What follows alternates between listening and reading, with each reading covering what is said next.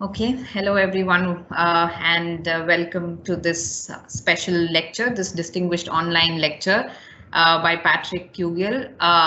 He is from the Polish Institute of International Affairs, Warsaw. But before I introduce him and also introduce the topic that he's going to talk about, which is about the European Union's perception about India as a great power, I would like to first invite Dr. Nankishore, Associate Professor and Head, Department of Geopolitics and International Relations, to give the welcome remarks. Thank you, Dhanashree. Good evening, ladies and gentlemen, and my special thanks to Patrick for agreeing to be part of this very important endeavor. As I was mentioning in my informal conversation, this is part of a particular paper called India's Worldview, in which we try looking how India views a particular nation or a continent, more specifically certain parts. And at the same time, it's also good to look at how they expect certain things or how they view us, and is there convergences, divergences. These are the things that we try doing in this particular one. So on that front, we certainly feel this will add a lot of value, especially because European Union, much before its present avatar, has been a place that has given so much to international relations. In fact, most of the students begin their understanding on international relations with the world wars that are associated with Europe. So everything starts with that, and there are norms and values, lot of things that are in international relations that are embedded with the system that have been a contribution of European Union. So come what may, the European Union might have its own limitations, it might have its own contradictions, the same way every country has, but at the same time, in terms of norms, in terms of values, in terms of certain standards that are kept in international relations, European Union has been in the forefront, and India has a special place with regard to European Union, more specifically when it believes in bilateral, yet it would want it to be as such a whole understanding of the European Union itself. So from that perspective, understanding European Union's perceptions, because it's also a perception maker. European Union is very strong in terms of that. It still has that influence, though specifically if you look at, it might not come with that sort of a value, but when we look individually who are these members, every nation has one or the other thing to do with. Largely people may simply say that it's something to do with France, it's something to do with Germany, but equally we value countries like Poland, for that matter, who have stood ground with regard to, let's say, not joining the Eurozone, but at the same time contributing to European Union, but at the same time are able to tell certain things that are contradictory, including that of the migration issues or refugee issues, to a lot of other things. As I mentioned in the initial stage itself, these are certain contradictions, but at the same time, there are a lot more convergences, including democracy, including fighting against terrorism, and then also trying to be part of a norm-based or a rule-based world order. That's much more important. That when I see European Union and look at India, what India has been trying to contribute, apart from things that are associated with political economy, where economics is the base for sure, there is no doubt about it. But there are many other things that it can also take it forward, where we converge, where there are lot many other options that are available. From that perspective, your talk is going to add a lot more value, because European Union still forms a formidable amount of India's foreign policy. So welcome to the Department of Geopolitics and International Relations. We wish to have you many more times to interact with our students, interact on different fronts. Even students can individually interact with you. And we would want to continue our association with you and your institution. So with those few words, I would want to stop it here. Probably Dr. Dhanashree will take it forward from here. Thank you so much. Thank you. Thank you. Thank you so much, sir, for that really well-informed introduction there. And I think that lays down the platform for this particular distinguished online lecture by Patryk. Before I invite him to deliver the address, I would like to introduce him very briefly. Patryk Kugiel is an analyst in the Asia Pacific program at the Polish Institute of International Affairs, Warsaw. In his research at PISM, he focuses on the countries of South Asia, mainly India, Pakistan, and Afghanistan, and the development cooperation policy of Poland and the European Union. In fact, he has spent a lot of time in India as well. He graduated from South Asia Studies at the MPhil level from Jawaharlal Nehru University in New Delhi. And international relations with a specialization in American studies and cultural studies with a specialization in religious studies at the Jagiellonian University in Krakow. He's the author of the book India's Soft Power, a new foreign policy strategy published by Routledge in 2017. And at least I have had the fortune of also interacting with him a lot, especially with the pertaining to the publishing of a book and a conference that we both attended a couple of years ago in Germany, in Würzburg. And a book that was published which includes chapter by Patryk on perception of the EU in India, a Europe house is missing in European public diplomacy. And this chapter was published as a part of EU-India relations, a strategic partnership in the light of the European Union global strategy. So thank you so much, Patryk, for accepting our invitation to deliver this address. As a part of this address, he is primarily going to talk about first the rise of the EU as a political actor and how the evolution of engagement with India in particular.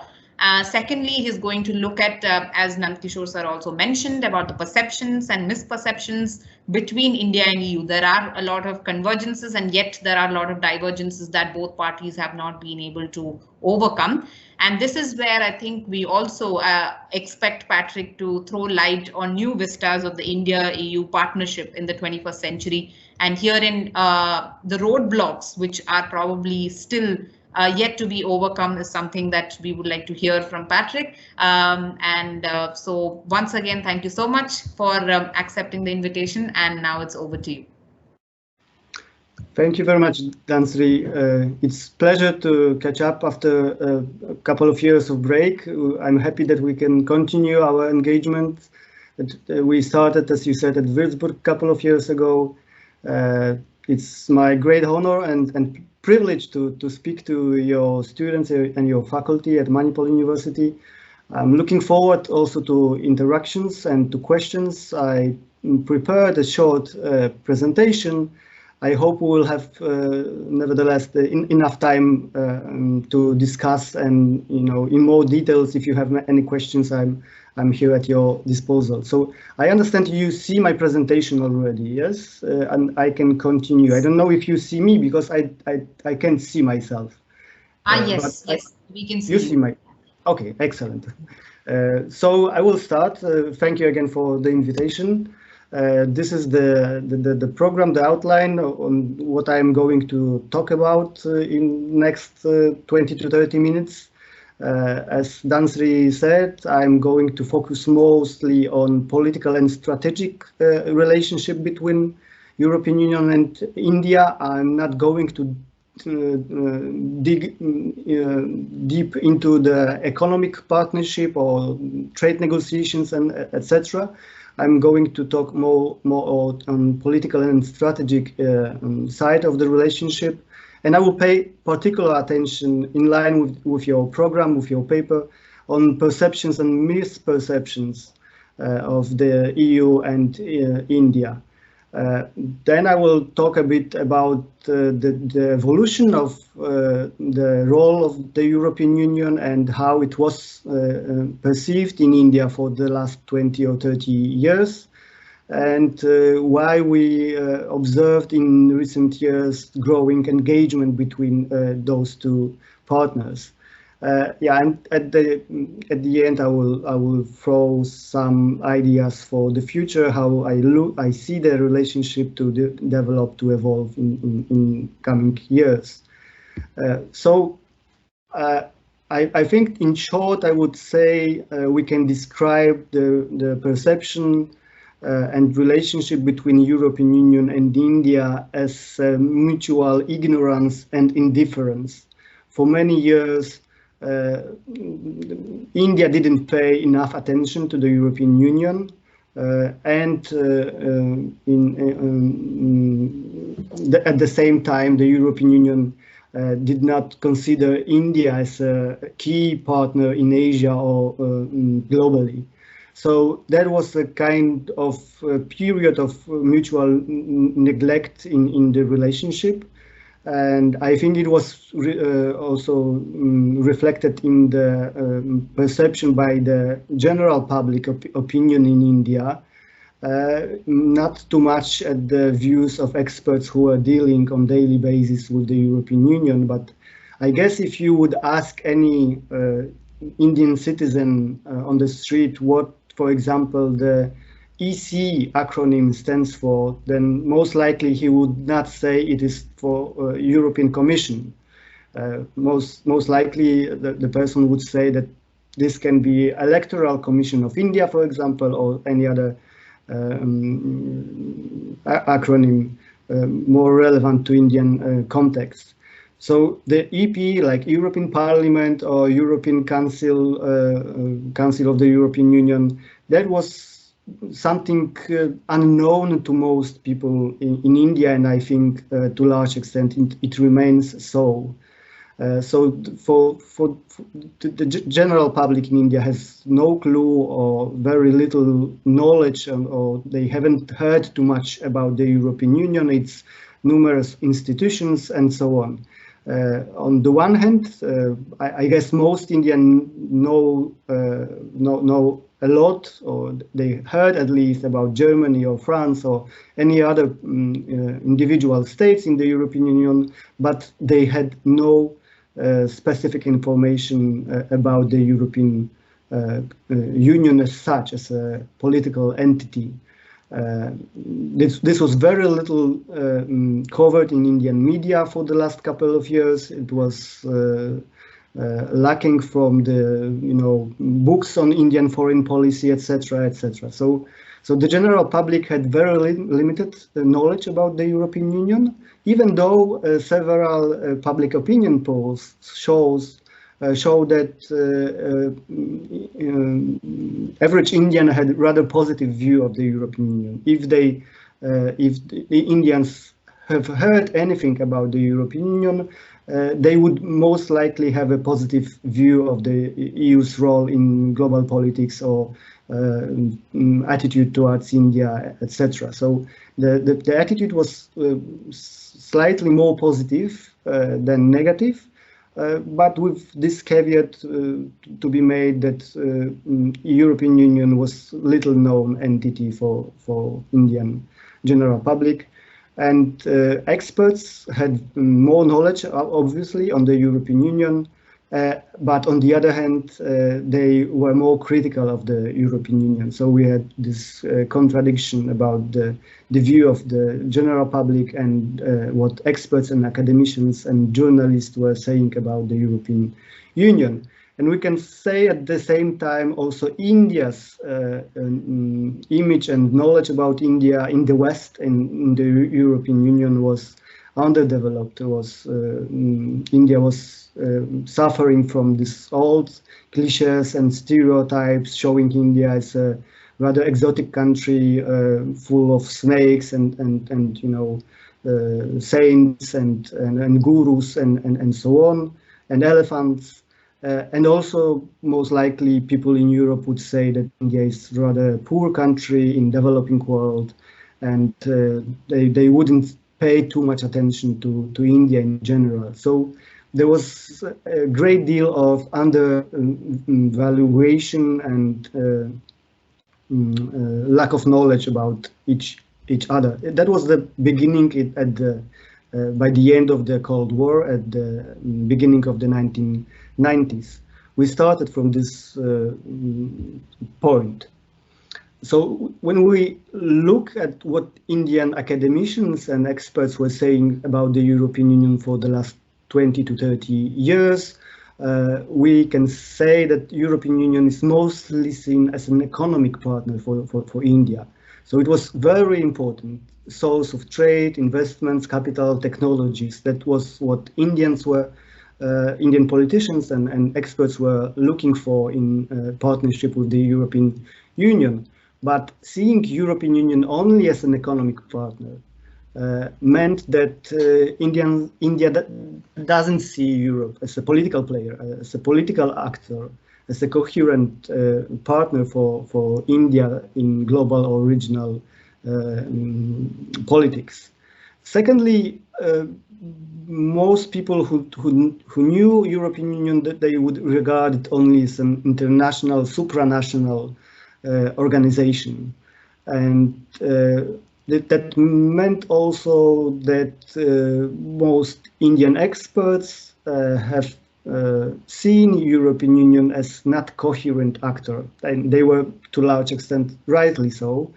So they saw European Union as rather complicated structure, rather ineffective, and speaking with many different voices. So it was generally speaking, European Union seemed to be a difficult partner for India, and therefore India preferred for many years to engage at bilateral level with individual European countries. Then many Indian researchers and experts recognized Europe as a normative power, one that promotes certain norms and values and regulations, and want to be a force in this domain. But at the same time, in India, there was quite widespread a critical view of Europe as a normative power, as Indians were afraid or accusing European Union that Europe is only preaching others, lecturing, that it's also very often hypocritical, that it on the one hand says about democracy and human rights, but at the same time, on the other hand, it engages authoritarian countries like China or Pakistan at certain points in time, or Saudi Arabia or others. So the normative power of European Union was very often questioned by Indian experts on the European Union. And next, I would say, distinctive feature or characteristic of the European Union as seen from Asia, from India, was to focus on civilian attributes of power of the European Union. That meant that for most Indians, EU has very little to offer in terms of security, in hard security, in strategic terms, that it was not a player in this regard in Asia, and it was not interesting for Indian politicians for many years for that reason. Also, what Indian elites were complaining about regarding the European Union is that EU paid too much attention to China, that its Asia policy was basically only a China policy, that European institutions, officials, or European member states leaders were paying much more frequent visits to Beijing than to India or to any other Asian country. So that was a source of disappointment for many Indian politicians and experts. But on the same time, India in its foreign policy was focused on the United States of America. So we had this mismatch on both sides, that Europe was overlooking India in Asia, and India was overlooking European Union in Asia. It was so much focused on the United States, and relationship with India, with European Union was only important in the backyard. But nevertheless, when the relationship grows stronger over the years, there was a very frequent, regular, reoccurring rhythm and notion that India and European Union have a partnership based on shared values and on many similarities. And I would say that the similarities are rather shallow and superficial to a large extent. Obviously, there are many very obvious similarities, like both India and the European Union are representing one of the oldest civilizations on the earth. Both entities are federal kind of entities. European Union is composed of 27 member states, independent states, and Indian Union is a union of 28 states plus several union territories. Both entities have the same slogan, which characterize the diversity and complexity of Europe and India, which is the unity in diversity. We share the same idea in general. And also we are dealing with one of the biggest economies. The European Union is second biggest, and India is sixth biggest economy. So the size of the population and of economy were again another similarity. And most importantly, what we have seen in every document since 2000, since year 2000, is reference to the fact that we represent the largest democracies on earth, and the partnership is based on shared values and norms and etc. And it was actually Prime Minister Manmohan Singh which first used the term as the EU and India as natural partners, which share those values and norms. And also there is a similarity that both European Union and India were supporting multilateralism as a way of doing politics, international politics, and they were to some extent supporting the emergence of multipolar world, although this must be taken with some caveats or that differences that India and European Union applied to this multipolarity. It was shortly speaking, the multipolarity was much more important feature of international world order than to the European Union. So under the surface, if we dig deeper and compare European Union and India, then we will see very striking and important differences between those, I would say, twins unlike. And this is very structural problems and differences that played a role in the past, and to my understanding, it will not go away easily in the future. So it will influence the future relationship between European Union and India. So I just gave you 4 differences between those two entities. Quite obviously, maybe for you, the European Union is kind of postmodern state or postmodern entity, whereas India is rather traditional Westphalian state, focused much on sovereignty, on principles of non-interference in international affairs, and so on. So this influenced to a large extent the foreign policy of both European Union and India, and is a source of frictions between those two partners on many accounts when it comes to promotion of democracy or some other issues. Another difference is that EU, as I said, is a civilian power, or is more commonly known as soft power. Right? The EU has its own army, its own police force, or any other, security forces that can send someone, for example, to other countries, or defend its own territory, or even to fight with terrorism.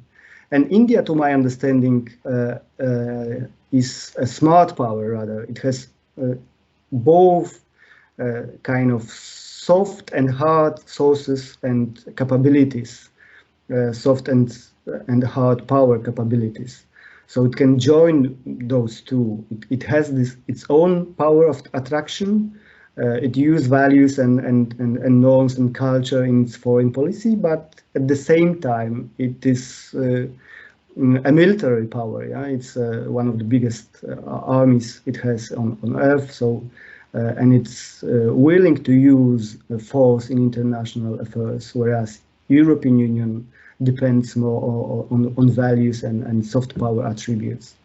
And third very important distinction and difference between India and European Union is the level of development. We are talking about partners which, you know, if you see the GDP per capita, if you calculate this, you will see that, you know, the European Union is almost 20 times more richer and more affluent than India, or than average Indian is. So this dictates you very different approach to number of global issues, where to be negotiations in the World Trade Organization, or climate change negotiations, or bilateral free trade agreement negotiations. Just European Union and India are starting from very different, opposite angles to these negotiations, and this, to my understanding, is a major reason why the FTA negotiations have failed in the past to a large extent. And another difference is, you know, India has been called as an emerging power for the last 20 or 30 years. And how Indians saw the European Union was that this is kind of privileged power. It's not emerging. It was rather declining in certain period of time. But some Indian experts like Uma Salma Baba, for example, or Raja Mohan, they called the European Union as a satiated power, so that the one that is satisfied with the international order, and it's rather defending the international order and not willing to introduce major changes and reforms in the international system. So that again put India and the European Union at the opposite sides of the discussion. So for that reason, I would say that there are structural differences between India and the European Union, and that's why sometimes the relationship are not going so smoothly as we could assume from this shallow similarities only. But also we must take into account that the European Union has changed enormously in recent years, that it became simply more political, more coherent, more security actor. And maybe it started everything with the Lisbon Treaty, which created, for example, the External Action Service, so kind of diplomatic corps for the European Union. We have an embassy now in Delhi and in kind of 140 countries around the world. So there are attempts to speak more with one voice. There is a higher representative for foreign and security policy. So the European Union is now much easier to deal with by foreign countries and foreign partners. So the reforms are not finished yet. There are still a lot of divergence and incoherence in EU international posture, but nevertheless, it's much more coherent actor now than it was 10 or 20 years ago. Also, we had a Brexit, so everything has changed in the European Union to some extent, but Brexit also made the EU more coherent actor. And then the European Union is paying more attention into the security realm, something that was lacking and that was a source of disappointment in India, in Delhi, that Europe was not seen as a security player. So we had, over the last 20 years, we had 2 security strategies issued by the European Union, one in 2003, but most importantly, the most recent ones, in a global strategy issued in 2016, made some changes in the way how the European Union is perceiving the world and its role in the world. And actually, I would say that this global strategy makes the European Union more like India, like normal national state. There are striking similarities in the text in the terminology also applied in India and the European Union. You will find the notion of strategic autonomy, something very dear to most Indians. Or we can see an idea of principled pragmatism. So it shows you that the European Union wants to be not only a normative power, not only a civilian power, but it wants to be more pragmatic and to join somehow these norms and values with interests, which I think makes European Union more similar to India. So the differences are narrowing down.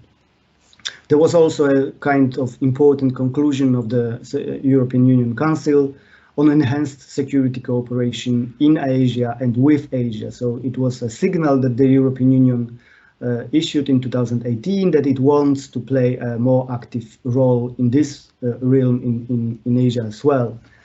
Then also talking more about strategic issues, there is a new connectivity strategy on cooperation with Asia and in Asia, and most importantly, there was an individual strategy on India issued in 2018, and more recently also the European Union issued its strategy towards Indo-Pacific. So it signals again that European Union wants to be a player in this very important area, geopolitical, geo-economic area, where India plays a key role, obviously.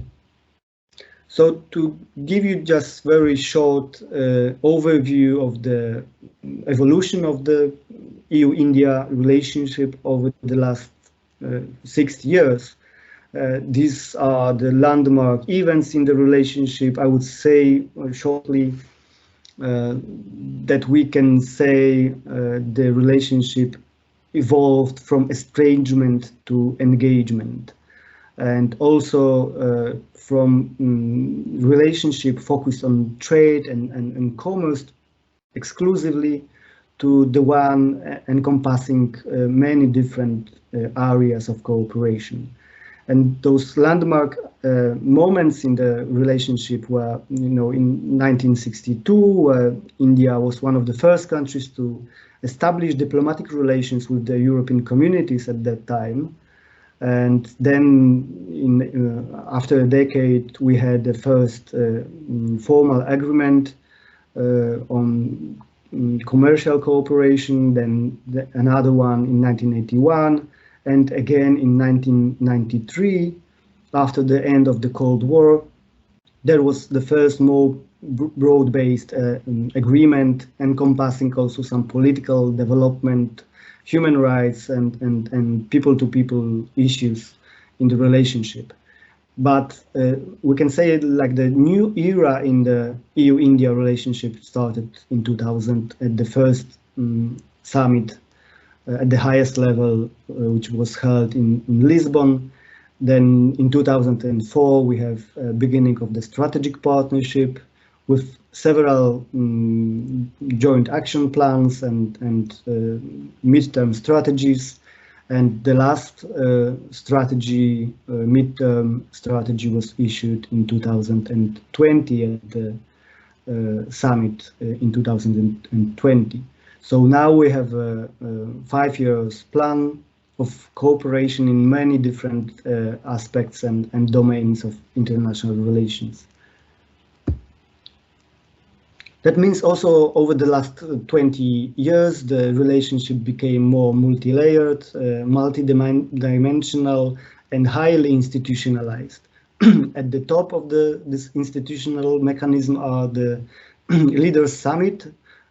Perfectly would be if they were held every year, annually, and they give some kind of strategic direction to the cooperation in different areas. We have kind of you can say 3 broad areas of cooperation: political and strategic dialogue, economic and commercial dialogue, and people-to-people dialogue. And we have number of different commissions, mechanisms, joint working groups that contribute to those discussions and give some practical recommendations. So this is just a very basic graph that to show you how this whole institutional arrangements are organized. But we have, I think, more than 30 or 40 different groups and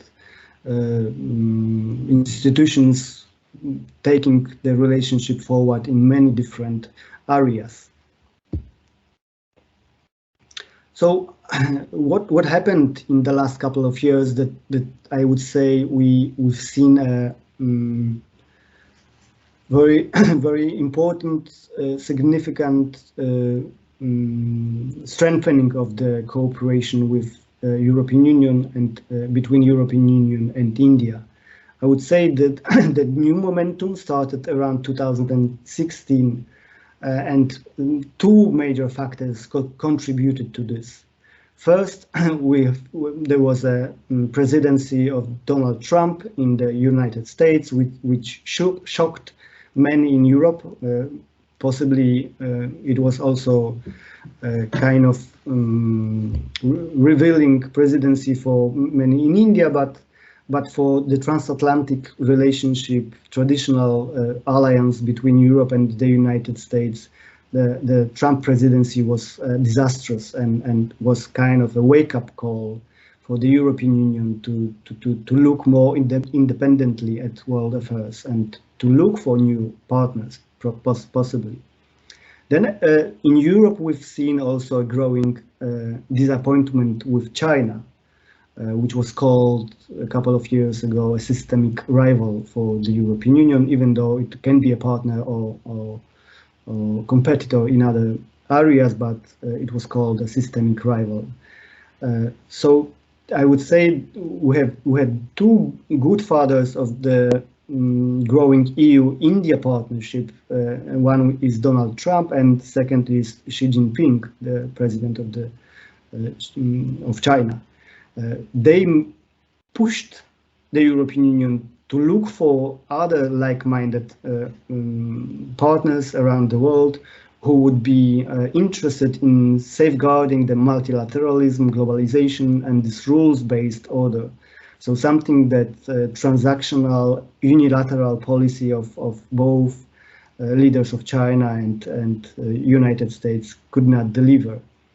And at the same time, it coincided with growing tensions in India-China relations and growing yet problematic engagement between India and the United States. So from the European Union point of view, the value of India as a partner only grew.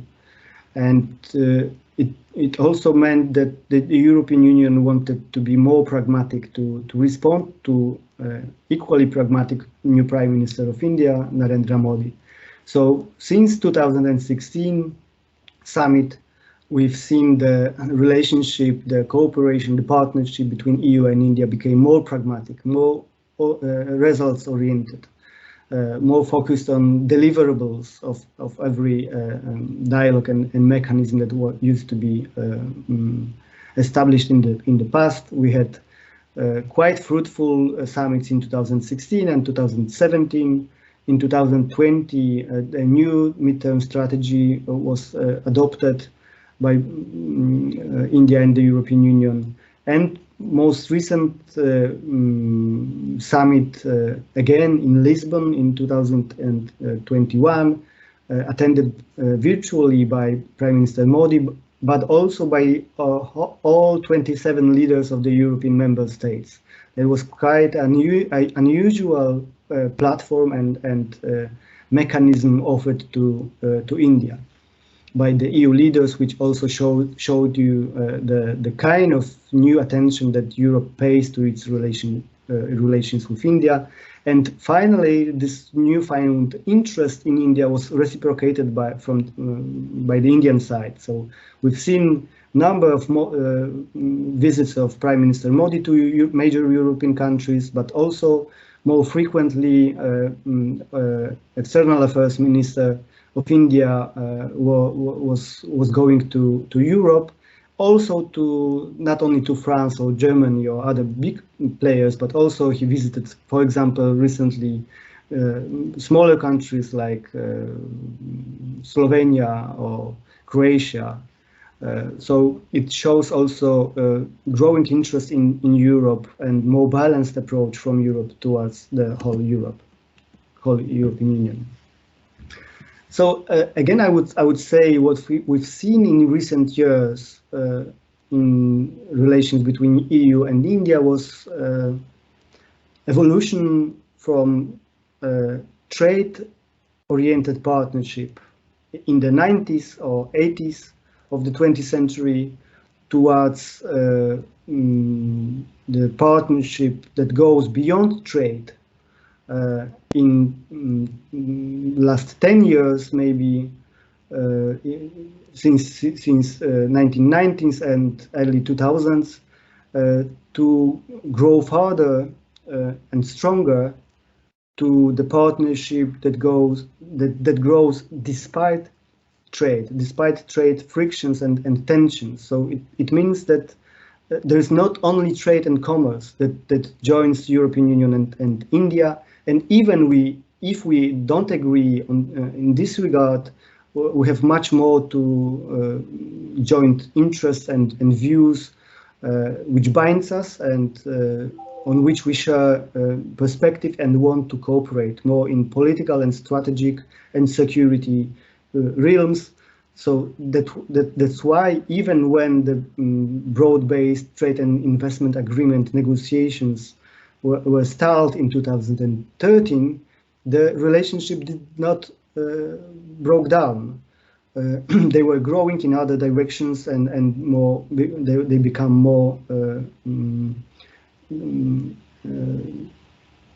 rich on bilateral, on regional, on global issues.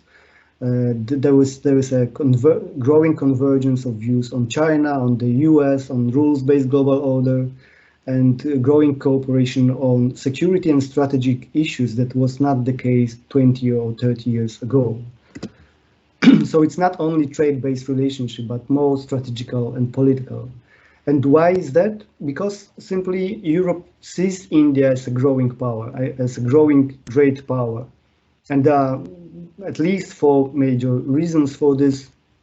First of all, simply because of our economic interests of the European countries and European companies and people. India is still huge, untapped market, offering number of business opportunities. So this is clearly one of the major drivers still in EU approach to India. But this is new and more strikingly, Europe sees India, as I said before, more like a like-minded partner in these unstable times, in these challenging times. And it was well reflected in 2018 EU strategy on India, where if you read the paper, the document, you will see that the subtitle of the whole strategy is a partnership for sustainable modernization and the rules-based global order. So this is like one of 2 main aims and goals of the EU strategy towards India, was to cooperate, to maintain and reform the rules-based global order, which was under the threat from China, from other countries, but also from the United States at that time. And EU saw also a role for itself in India's modernization program. Like the High Representative for Foreign and Security Policy, Federica Mogherini, said at that time, India is a key player for our interconnected world. And that was in 2018. And last month only, the EU released its strategy towards Indo-Pacific, as I said, and the paper obviously gives a lot of attention to India, which is seen as a key partner of the European Union in Indo-Pacific. So growing India's role in Indo-Pacific is also one of the drivers why the European Union is regarding India as an important political partner on global issues. And yeah, and then also India is a heavyweight player in terms of number of global challenges. Even though not always the EU and India are on the same side, they see eye to eye on number of issues, but nevertheless, the Europe needs to deal with India and find a way how to cooperate with India, simply because there is no solution to issues like climate change or terrorism or connectivity or how to overcome the COVID-19 and other diseases. How to overcome those challenges without India. It's simply not possible. So Europe needs to find a common ground with India on the best way how to solve these issues.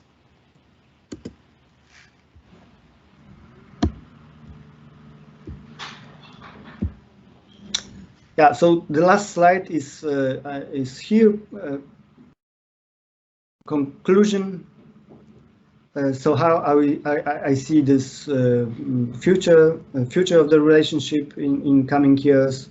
I would say that we will see more, we'll witness more this kind of growing pragmatic engagement and cooperation in many fields, in security, in economy, in political issues, in global affairs. India and European Union will consult and cooperate on a number of issues. Simply because this is in the shared interests. So many will depend on how we can manage the operationalization of the connectivity partnership or Indo-Pacific strategy, whether we will be able to jointly deliver some results, some concrete benefits to Indians and to Europeans. For the time being, we have good strategies, we have good goals, but still the partnership lacks many mechanism or financing to turn these very broad ideas into reality. And certainly we'll witness also many frictions and disputes and disagreements over the free trade agreement negotiations or the position on the World Trade Organization reforms, or when it comes to climate negotiations. I think this will remain one of the most important roadblocks for closer cooperation between India and the European Union. For this reason that I mentioned at the beginning, the structural differences are so huge between both partners that we need to do some major concessions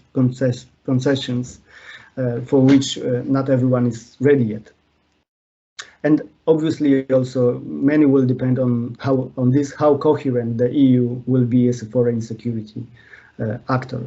So my concluding observation would be that India it is already, but it will remain as an indispensable partner for the European Union, even though it is not natural partner on many accounts. But nevertheless, I would be quite optimistic about growing cooperation and engagement between the European Union and India, but tensions in certain areas will remain. But with this slightly positive conclusion, I would leave you and wait for your reactions and questions.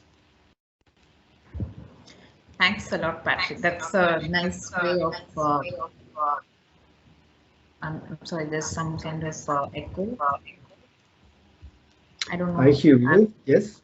Yeah, okay, that's great. Okay, so I was just saying that that's a wonderful way of concluding your presentation, that, you know, although we are not natural partners, there's like optimism about further cooperation on various issues in the future. So I will now open the floor for questions from the students, faculty, and anybody else who might be interested in raising questions about whatever Patrick spoke about, or if there are any other questions that you would like to raise. Yes, okay. So Srikutan, you want to start? Please raise your hands if there are questions. Yeah, go ahead, Srikutan. Thank you, sir, for the lecture. It was a great presentation. So my question is regarding US perceptions with regard to China and India. So I recently read that China's image was negatively affected with the COVID pandemic, but they're coming back and strongly catching up with the trade relation. China is, of course, a great indispensable trading partner for EU. But how do you think India's position as a democracy, the largest democracy in the world, will bring a favorable image to India with respect to China? Because we see that China is carrying out a lot of aggression, whether it is in the South China Sea, whether it's on India's borders. How does EU see this with respect to China, China's aggression? How do you see it? What is the general response from the European community?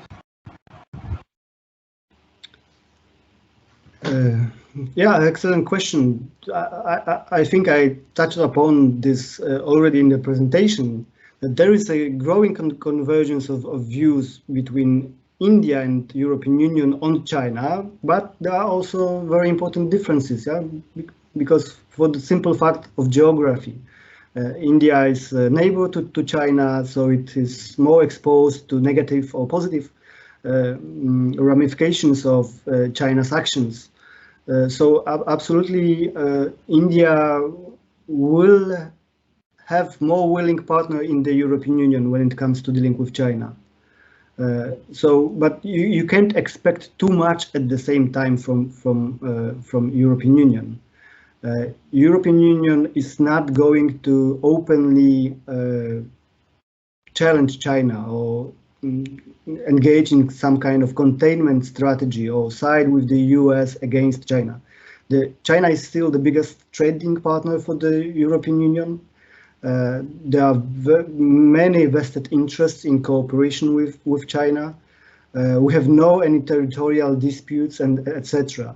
So main point of frictions with China for the European Union is in terms of human rights and democracy on the one hand, and secondly, in terms of unjust trade practices that China is engaged into. But you know, the European attitudes towards China has undergone a profound change over the last couple of years, last 4 or 5 years, which makes Europe more on the same side as India is. So it opens a way of, you know, possible areas for cooperation. You know, Indo-Pacific strategy is one such an area. That European Union, you know, for the European Union, India would be now a partner of choice. The Europeans would love to do more business, more projects with India rather than with China. So slowly, step by step, you know, there will be some kind of dehypnation of the European and Chinese economies, and you know, this place can be replaced by India if only India provides a, you know, level playing field and good opportunities for European businesses.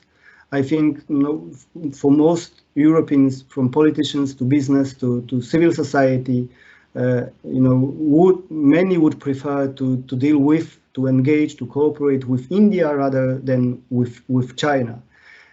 So India's democracy is a huge advantage of India when it comes to relations with the European Union and with the US. So values at this point of time matters more than ever before. Yeah?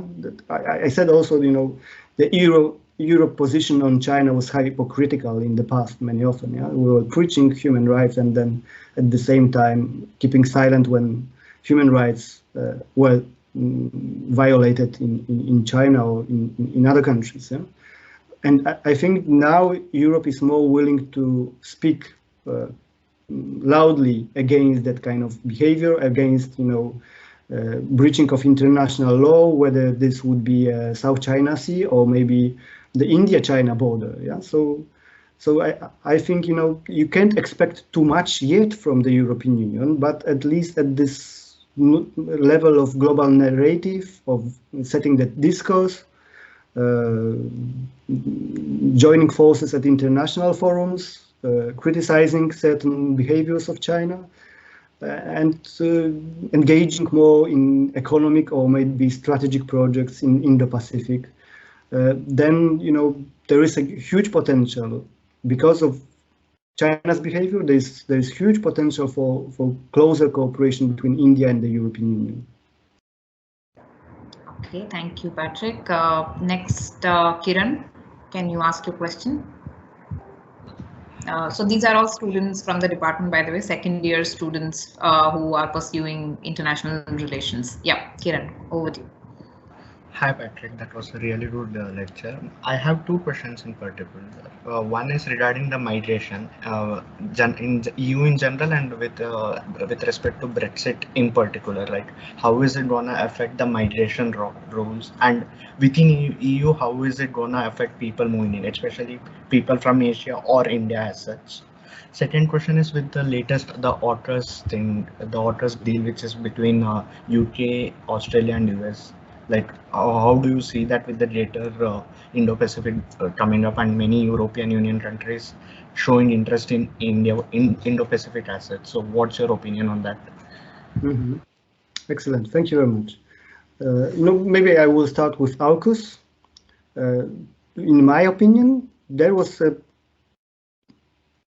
in general good event, good development when EU-India relations are concerned.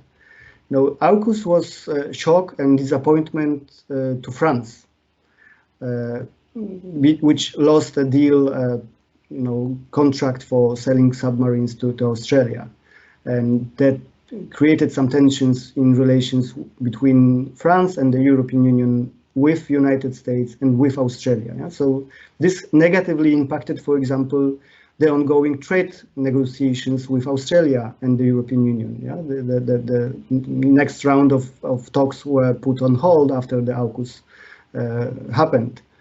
So this created a lot of tensions in transatlantic relations and some concerns regarding the EU Indo-Pacific strategy. But I think this is good development for EU and India cooperation. Why? First, it will strengthen the France engagement with India. Yeah? If France can't sell its submarines and its disappointment with the Australian partners and others, it will need to engage more forcefully in relations with India, which is the remaining part of the Quad, for example, in Indo-Pacific. Yeah? France has been eagerly and heavily engaged in cooperation with India in recent years, and now I would only expect to double these efforts by France in foreseeable future.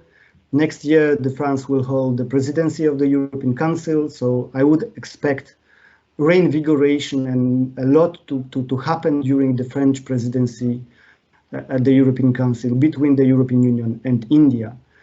So you will see more French presence in the Indian Ocean, probably more joint exercises, and France will take along other willing partners who have capabilities in the European Union to cooperate more closely with India.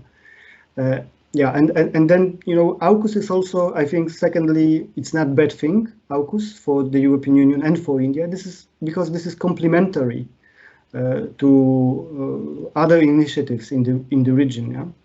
Like European Union will be more present in non-military areas in the Indo-Pacific. Yeah? European Union as such has its own army. Yeah? It will not send its own ships to the region and do some hard security in the region. Yeah? European Union has most to offer in terms of development, in terms of infrastructure, technologies, norms, and regulations in the region.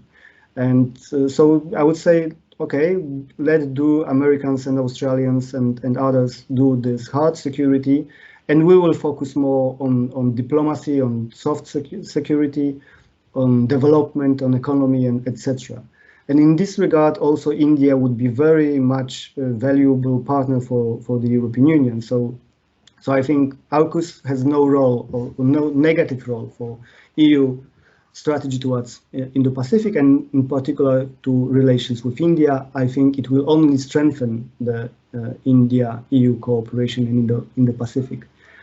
And regarding the migration, you know, this is quite a sensitive topic in European Union. You know, when it comes to impact of Brexit,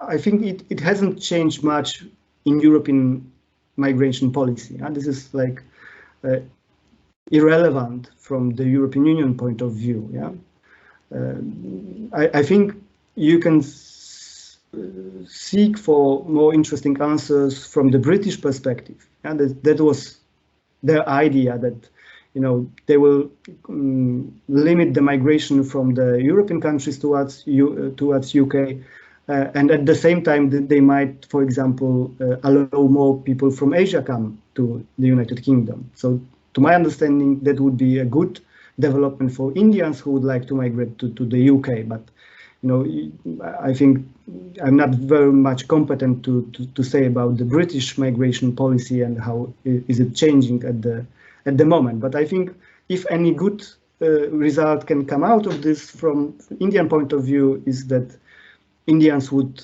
find it easier to get to Britain when it's not you know, so much competition from countries like Poland, yeah, from the European Union. For Polish people, for European nationals, it has become just simply more complicated to go to the UK for job or for any other reason. So it has, in this sense, impacted emigration from the European continent to the UK. But, you know, there's not so huge pressure anymore to go to UK for work from the other parts of Europe, I think. But the another issue is EU migration policy, which was heavily impacted by the crisis in 2015-2016. And, you know, it has profoundly changed the attitude towards migration, towards irregular migration in the European Union. So that's why you will find the news, you know, about, you know, erecting fences on the border, pushbacks, and so on in Greece, in Poland, in many other countries. Yeah, just Europe became less accepting irregular migrants and asylum seekers than it used to be 5 or 6 years ago. So there's harder approach to migration, to irregular migration. Europe is not welcoming anymore irregular migrants. And it's at the same time, it's still working about some ways, some regulations within the European Union to open more pathways for regular migration from developing countries, from third countries. But for the moment, the topic is so much sensitive and highly politicized that the reforms can be very hard to achieve in foreseeable future. So I would say, like, the general conclusion is that Europe is becoming less willing, less welcoming to migration from abroad. Yeah. All right. Gargi? Am I audible? Yeah, you are. Hello, sir. That was an enlightening lecture. So, EU and India equally face a security threat in the form of terrorism and radical extremism. So, my question is, how do you, in what ways do you think EU and India can tackle this growing threat, especially after the rise of IS and Taliban in Afghanistan? In a scenario when, there's always some sort of reluctance and uneasiness whenever countering terrorism is mentioned. Yeah, terrorism is one of the major areas of cooperation between the European Union and India. We have security anti-terrorism dialogue as part of the security dialogue. So there is an ongoing mechanism. There has been a joint working group on countering terrorism since 2000. So there has been a lot of exchanges and discussions on terrorism. There is cooperation between Europol, the agency of police at the EU level, and Indian Central Bureau of Investigation and other relevant bodies dealing with terrorism.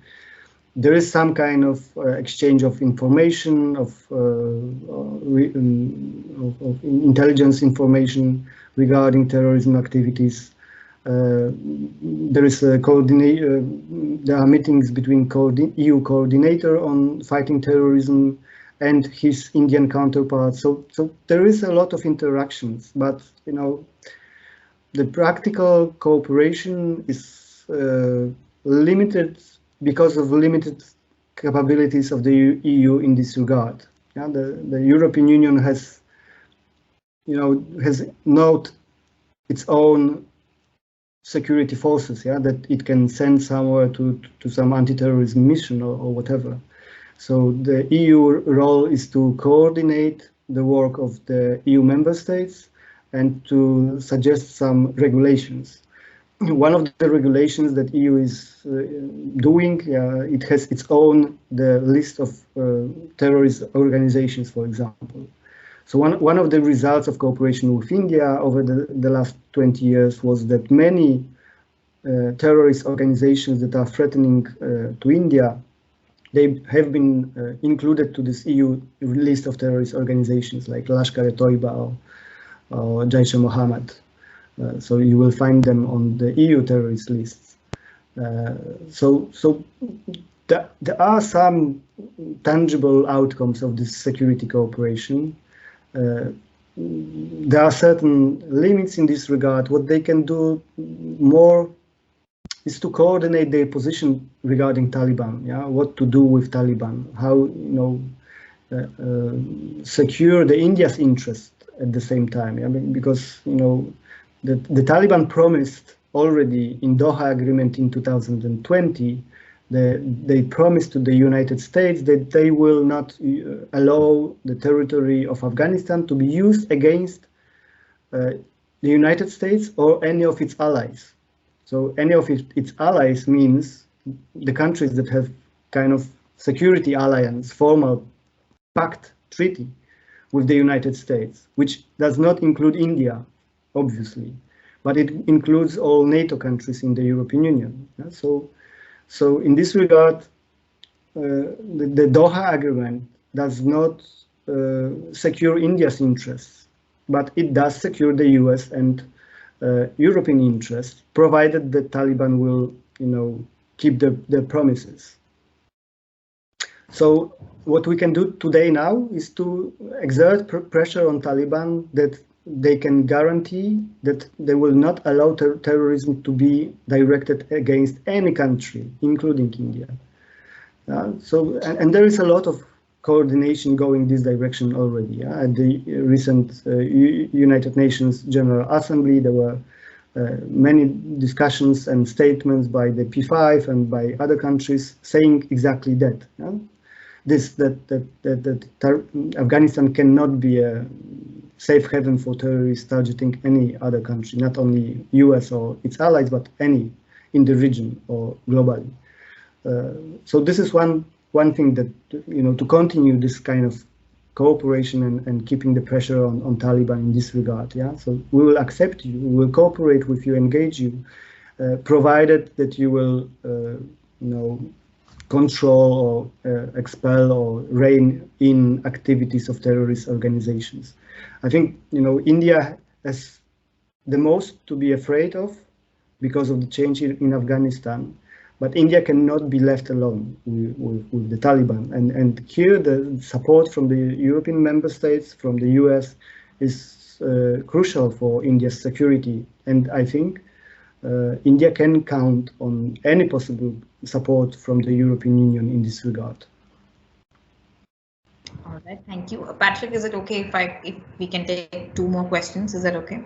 Absolutely. I apologize. I maybe spoke for too long. No, that's absolutely fine. Okay, Dr. Anand, he's a faculty at the department. Yeah. Yeah, dziękuję, Patryk. Thanks for that lecture. I wanted to know about the differences within the EU when it comes to the use of force or the understanding about how to use force.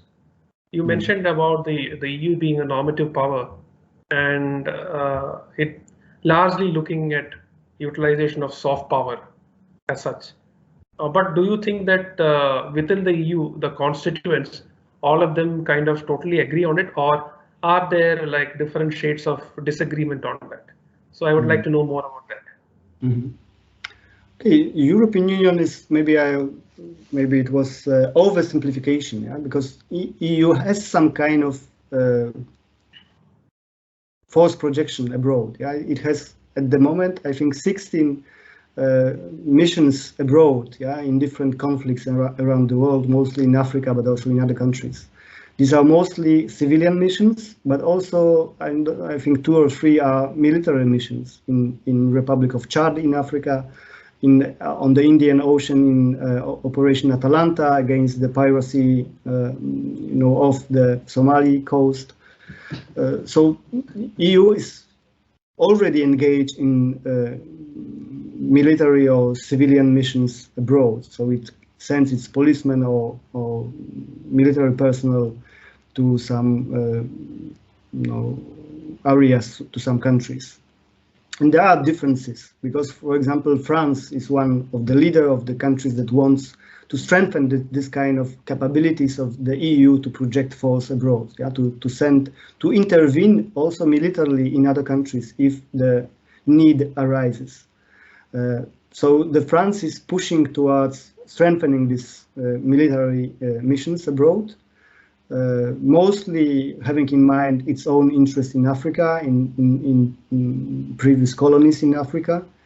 And on the other side, you have countries that are not willing too much to strengthen this kind of capabilities of the European Union to send forces abroad. Yeah. There are countries, I think maybe Poland could be one of them, that thinks that Europe's interests are to be in the neighborhood. Yeah, so we do not need to go to Afghanistan anymore. Yeah? Because we have also at the same time NATO, which is military alliances. So there is an ongoing discussion what would be the division of labor and responsibilities between the NATO and the European Union. Whether we need to have stronger military capacities within the European Union when at the same time we have a NATO alliance. So for example, countries like Poland are cautious, what to do, how to strengthen the defense capabilities of the European Union and not undermine at the same time the NATO alliance. So the discussion is ongoing. France is pushing, towards stronger military capabilities on its own of the European Union, and other countries are maybe more apprehensive about this development. Certainly, again, the Afghanistan, for example, the chaotic evacuations from Afghanistan, which was totally dependent on the U.S. Airlift and U.S. military support, was another wake-up call to Europeans, to many in Europe, who said that Europe needs to invest more in defense capabilities on its own. So there is this new ongoing discussions or revival of the discussions about the special forces of the European Union, rapid deployment forces, you can say, that would be in the 5 to 50,000 military personnel that would be, deployable in short period of time in any part of the world. Yeah, so there is ongoing discussion about this strategic autonomy. How to have its own capabilities, that we can act independently. We cannot be reliant, dependent on the US forever. So part of this would be also the foreign missions. Like if we have the ready forces under the EU command, not by the European member states. So if we have the truly EU forces, then it will be more easy to deploy them in some conflict zones or to engage in some crisis operations, for example. Yeah, but to my understanding, this is a long way down the road, and we don't know if we'll ever get there. So there is still a lot of discussion ahead of us. Okay, thanks. Thank you, Patrick. So the last question is by Daksh. Good evening, sir. My question to you is regarding human rights, especially human rights violations. So we see that there's several literature which comes out of the EU, like the EU Action Plan on Human Rights and Democracy 2020 to 2024, which says, and I quote, underpinning the member states are committed to ensuring that human rights would underpin all aspects of internal and external policies of the European Union. So my question then becomes that how much of an impact do human rights, and especially cases of human rights violation, determine cooperation or seeking out partners? Because in the last 12 to 18 months, we've seen human rights violations, let's say the Hong Kong crackdown in China, also the ongoing situations with the Uyghurs in China. There's also European parliamentary committees which come out and say human rights violations occur in India. So despite all these action plans, how big of an impact do human rights and human rights violations have actually on how the EU seeks out partners? Does it have any positive or negative effects? Yes, this is a very good question. Again, and human rights is an important issue for the European Union still, even though EU is becoming more pragmatic, more normal actor in international relations. It still considers itself as a champion of human rights, as a standard bearer of human rights and democracy worldwide, and it raised this issue in discussions with partners abroad. Yeah?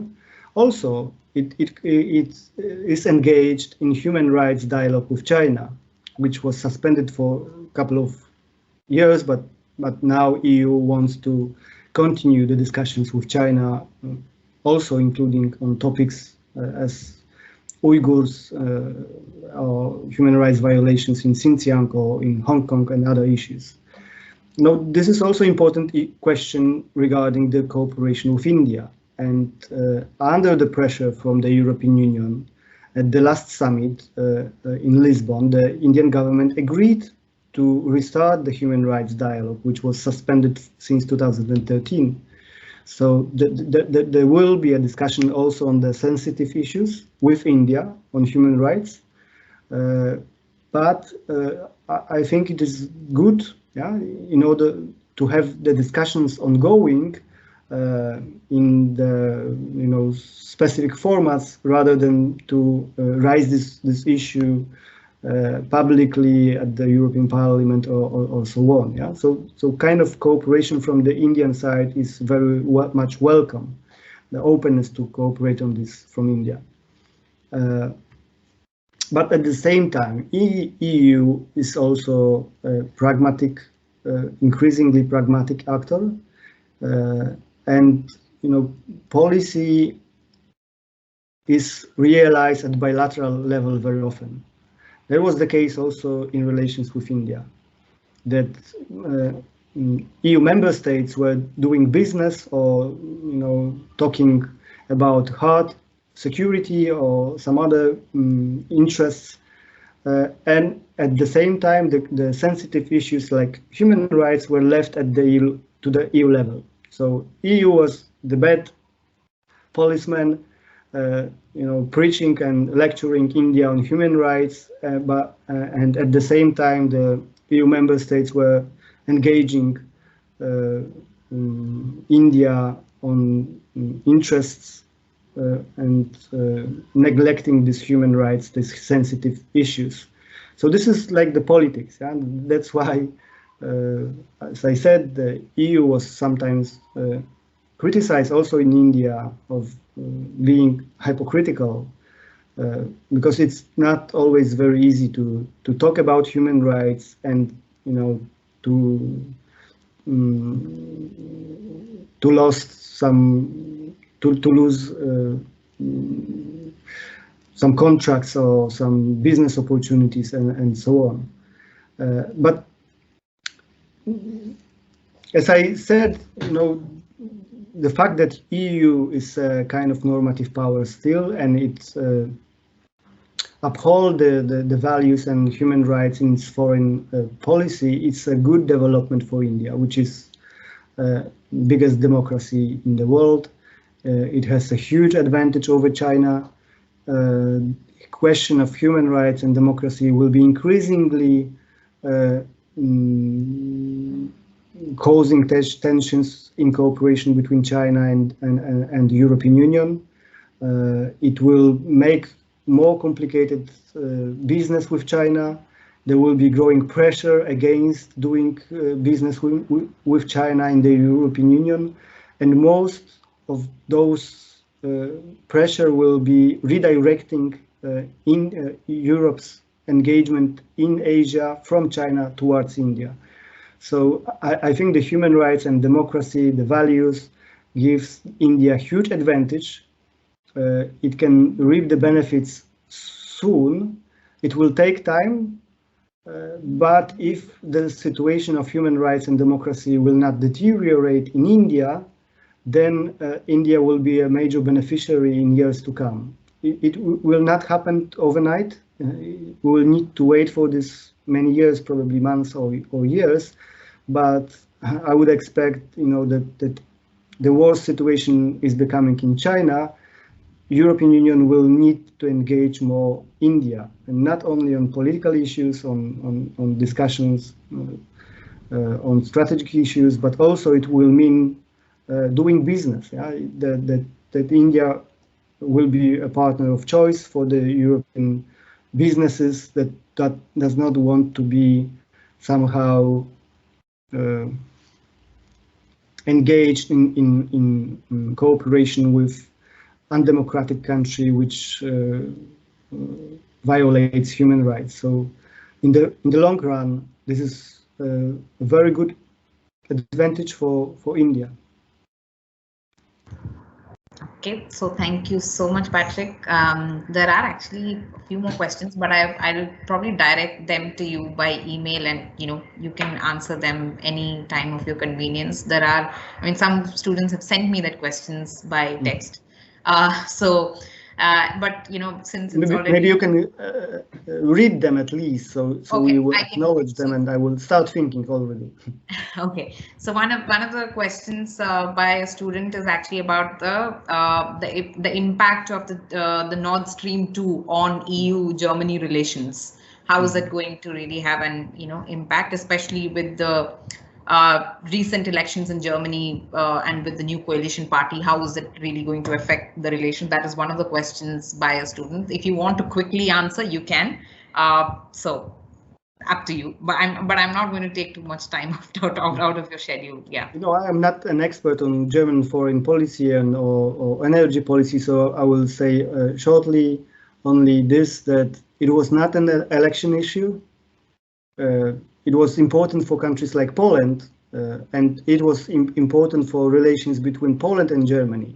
Poles are deeply disappointed by the German policy on Nord Stream 2, but so it deteriorated somehow the relationship between Poland and the relations between Poland and Germany. But nevertheless, we will need to accept the reality, and I think for Germans, this is a very pragmatic step. They just need cheap energy resources, gas from Russia, to keep the economy competitive. So they realize this, and I think the new government, whoever will be the new chancellor, will not change this policy. So they will just implement, start buying gas from Russia, and that will be a new reality in Europe, and so we can't expect any change on this front, I guess. Okay. Yeah, thank you, Patryk. If there are more questions, more than welcome to just email them. Patryk has already shared his email ID in his slides, so most welcome to just send them to him, and or you want to get in touch with him. Otherwise, also he'll be more than happy to interact with you. In fact, when we met in Germany, he conducted this long interview of mine where he asked me so many questions. So he's like, he's someone who likes to interact and understand more. And this is where he's he's been able to do a wonderful job of, understanding the perceptions and misperceptions. And those kind of conversations come from, exactly talking to people from both, among the European countries or the Indian people. So this is something that I feel Patryk has done really well. And I'm very happy that he covered such a vast ground in his lecture.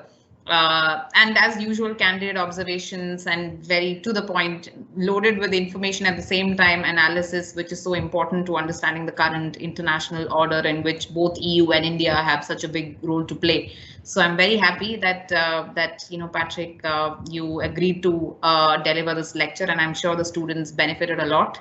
And we hope to welcome you again in the future. Hopefully, you will be able to return to India physically, and you will be able to visit Manipal at some point in time. So we would be more than happy to host you here.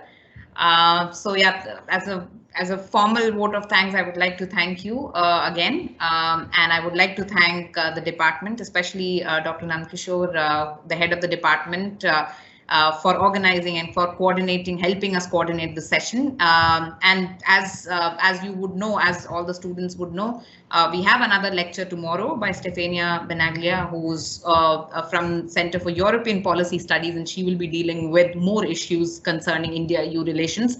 So we hope to unpack more issues concerning India-EU relations and understand this very important relationship in the 21st century. And last but not the least, I would like to thank all the students and others who have joined us for this lecture and asking these very important questions. And Patryk, and thank you so much for answering all these questions very patiently. And again, like I said, I always like the way you approach issues with absolute candidness. Like you know what you are saying, and how to keep it very straightforward. And that is something that I'm sure all of us, and especially the students, would appreciate a lot. So thank you so much, and have a great afternoon. Thank you, Dansri. Yeah. It was a pleasure interacting with you. I'm always happy to interact with Indian students interested in European Union. As I said, it used to be so rare in the past. So I'm only happy to contribute somehow, to encourage you to study European Union. I see the bright future for cooperation between Europe and India. So there will be need for more expertise on the subject, and many new fields are opening up for experts on EU and India cooperation. So I'm glad that you are already interested in the topic. I'm happy that I could somehow give a little bit to this to your understanding of the European Union and relations with India. It was a pleasure for me. Thank you for your interest. I'm sorry for speaking for too long. And I'm looking forward to meet you in person. Hopefully, as you said, hopefully we'll be able to return to India one day, and then certainly I would love to visit Manipal in person. So I'm looking forward to more interactions, and thank you very much to all of you. Thank you. Bye.